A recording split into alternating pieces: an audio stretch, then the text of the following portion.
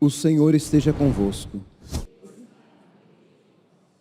Proclamação do Evangelho de Jesus Cristo, segundo Lucas.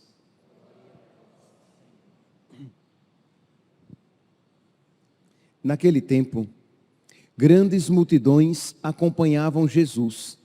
Voltando-se, ele lhes disse: se alguém vem a mim, mas não se desapega de seu pai e sua mãe, sua mulher e seus filhos, seus irmãos e suas irmãs, e até da sua própria vida, não pode ser meu discípulo. Quem não carrega a sua cruz e não caminha atrás de mim, não pode ser meu discípulo. Com efeito, qual de vós, querendo construir uma torre, não senta primeiro e calcula os gastos para ver se tem o suficiente para terminar? Caso contrário, ele vai lançar o alicerce e não será capaz de acabar. E todos os que virem isso começarão a caçoar, dizendo: este homem começou a construir e não foi capaz de acabar.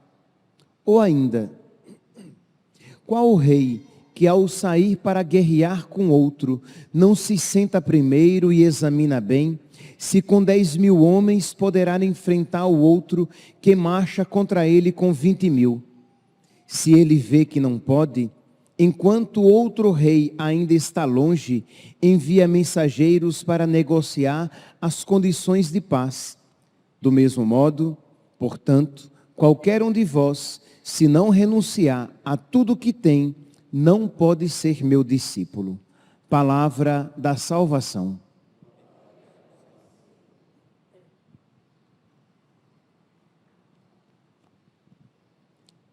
Caríssimos irmãos e irmãs, parece haver uma contraposição entre as duas leituras da missa de hoje. Mas nós veremos que é apenas uma falsa contraposição. No Evangelho, nós vemos Jesus que está caminhando para Jerusalém. Jesus está caminhando para Jerusalém para entregar a sua vida. Jesus está caminhando para Jerusalém com um olhar determinado. Jesus está caminhando para Jerusalém para fazer a vontade do Pai. E é claro que quando nós vemos Jesus desta maneira, isso deve ser interpretado como um chamado para nós. Já que nós somos cristãos, já que nós somos discípulos de Cristo, já que Cristo habita em nós desde o dia do nosso batismo, nós precisamos reproduzir em nós os mesmos sentimentos de Cristo, ter os mesmos sentimentos de Cristo, reproduzir as mesmas atitudes de Cristo, já que afinal de contas nós somos um outro Cristo. Pois bem, então Jesus que vai com determinada determinação para Jerusalém fazer a vontade do Pai.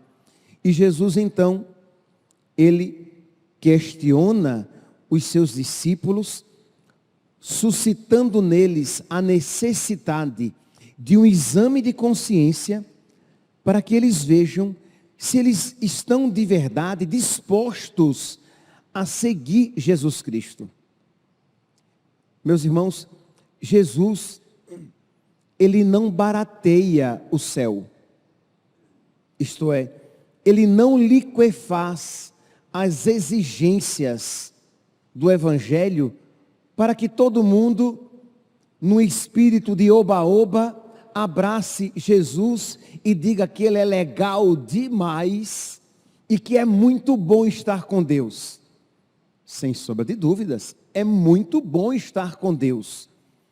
Mas nós temos que ter consciência de que o Senhor não vai renunciar as exigências necessárias para segui-lo. Então Jesus começa a dizer, voltando-se, ele viu que grandes multidões o acompanhavam. E imagine aqui, vamos fazer uma contraposição entre Jesus e um político de hoje. Nossa, quando um político tem à sua disposição uma grande multidão, ele não vai começar um discurso que possa ser interpretado desagradavelmente. Ele quer agradar aquela grande assembleia para angariar o maior número de votos. Porque ele joga para a plateia. Ele quer agradar a multidão. Jesus não joga para a plateia. E nem tem como primeiro objetivo agradar a multidão. Muito menos com o sacrifício da verdade, com o sacrifício da santidade. Jesus, ele quer ganhar a todos, mas ganhar a todos para a verdade, ganhar a todos para a santidade. Deixando de lado a figura política, vamos aplicar também em circunstâncias que às vezes acontecem conosco.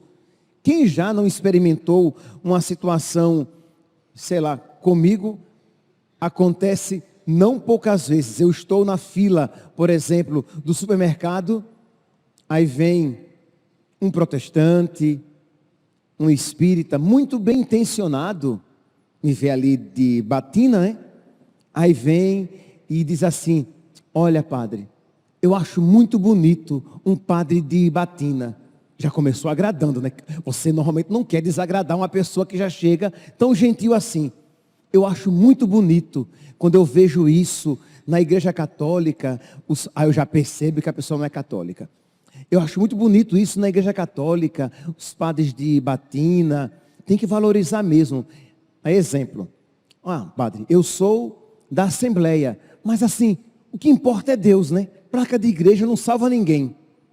Nossa Senhora, eu estou na fila do supermercado, a pessoa veio tão gentilmente a mim, até elogiou, e eu vou ter que, com toda educação, dizer, meu santinho, posso fazer toda a introdução, muito obrigado, que bom que você acha assim, mas eu vou ter que dizer, com todo respeito, por amor à verdade, meu santinho, mas Jesus, ele fundou uma igreja. Então, de alguma maneira, placa de igreja tem algum valor. Porque se Jesus achasse que a igreja fosse tão indiferente, ele não teria fundado uma igreja. Então Jesus fundou uma igreja, a Igreja Católica. A primeira igreja protestante, ela surgiu 1500 anos depois. Então não há como Jesus Cristo ter fundado. E aí, se a pessoa não já virar as costas e for embora, ou se você for salvo pela caixa que disser próximo, e você possa terminar aquela conversa tão desagradável, você vai até enquanto pode, mas você, por amor à verdade, você precisa estar disposto a desagradar. Você está naquele jantar de família, no jantar, na ceia de Natal, e aí vem a esposa do seu irmão, vem o marido da sua irmã, vem uma pessoa da família, mas que é de uma outra religião, e começa com um discurso que você sabe que por amor à verdade, você não pode relevar. Que parte de você gostaria de ser um pacifista e para que tudo ficasse tranquilo, dá um sorrisinho amarelo e vida que segue. Mas quando você lembra de Jesus, você vai dizer, mas ele não era assim. Jesus não era um pacifista. Então, o contexto é esse. Jesus está ali diante de uma grande multidão. A multidão seguindo de muita boa vontade. E Jesus vem com um discurso que é um balde de água fria. Mas ele não podia enganar aquela multidão. Porque, meus santos, deixa eu dizer uma coisa. Ninguém aqui poderá dizer: ah, Jesus Cristo me enganou. Eu não sabia que ser católico era exigente assim. Ah, Jesus Cristo me enganou. Eu não sabia que o evangelho era tão exigente assim. Não. Jesus Cristo não enganou, e eu espero que o seu padre também não. Que nós preguemos o evangelho à altura de Jesus, à medida de Jesus. Então, diante daquela grande multidão, Jesus diz isso que até hoje, de alguma maneira, nos coloca numa situação de um certo incômodo. Se alguém vem a mim, mas não se desapega de seu pai e de sua mãe, de sua mulher e de seus filhos, de seus irmãos e suas irmãs, e até da própria vida, não pode ser meu discípulo. Isto é, Jesus Cristo está em primeiro lugar. Eu amo Jesus Cristo acima de todos. Eu amo Jesus Cristo mais do que qualquer outra pessoa. E todas as outras pessoas que eu amo por causa de Cristo. Não é que eu amo mais Jesus Cristo e amo também outras pessoas. E amo também outras coisas. Não, não é só isso. Repito, não é que você ama mais a Deus e também, mas menos, outras pessoas e outras coisas. Não. Essas outras pessoas e coisas, você só as ama se isso levar você a amar mais Jesus. Porque se isso afasta você de Jesus, nem essas pessoas e coisas você ama. Em primeiro lugar está Jesus. Mais do que tudo, mais do que seu pai, sua mãe, seu marido, sua esposa, seus filhos, seus amigos, mais do que até a sua própria vida. Então, meus irmãos, Jesus está caminhando para Jerusalém. E ele deixa isso muito claro. Por quê? Porque Jesus quer nos mostrar que para ir para o céu, que para alcançar a salvação, é necessário um empenho, uma dedicação, um interesse, um investimento. Nós queremos que o céu seja barato demais. Nós queremos que a salvação custe muito pouco. E Jesus está deixando claro que a salvação custou o seu sangue e nós precisamos nos esforçar para amar. Mas, lembra que eu falei que parece haver uma contraposição entre o evangelho e a primeira leitura? Porque, meus santos, se eu só dissesse isso, o evangelho seria uma má notícia, não uma boa notícia. Porque eu coloquei um fardo, um fardo insuportável, se isso dependesse apenas de nós. Amar a Deus, renunciar às coisas que nos são amáveis, pelo menos a nós, por causa de Deus. Se isso dependesse apenas de nós, seria um discurso insuportável e impossível de se viver. Mas Deus é aquele que opera em nós o querer e o fazer. Nós acabamos de ouvir na primeira leitura de hoje, retirada da carta de São Paulo aos Filipenses.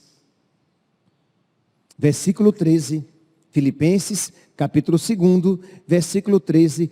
Pois é Deus quem realiza em vós tanto o querer como o fazer, conforme o seu desígnio benevolente. Então, se de um lado Deus nos pede isso, do outro lado, Deus nos concede a sua graça, que suscita, sustenta e acompanha esta sua exigência. Deus suscita em nós o desejo de amá-lo assim. Deus nos sustenta para que o amemos assim. E Deus nos acompanha com a sua graça para que sempre o amemos assim. Por isso, supliquemos a sua graça. Supliquemos a sua graça quando ouvimos sua palavra, porque Deus, quando nos pede algo, Ele nos concede a graça para que nós façamos aquilo que Ele nos pede. Supliquemos a sua graça nas nossas orações pessoais. Meu Deus, diga: eu sei que eu estou tão aquém da tua vontade.